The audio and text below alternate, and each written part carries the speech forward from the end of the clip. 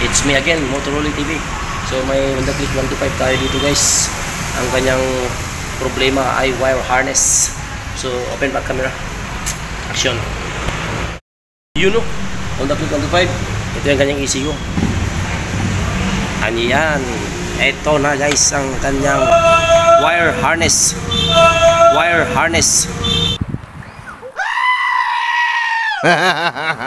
Pan-checking ang kanyang ignition line, marupok na guys.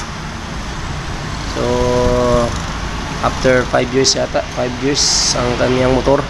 Ito na yung kanyang wire. Ito pinagdugtungan na guys.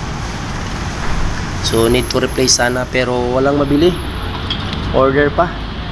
So ang gagawin natin dito, i-rewire na lang natin to para makatakbo ang kanyang motor at may magamit sila sa pang-araw-araw. So yun lang.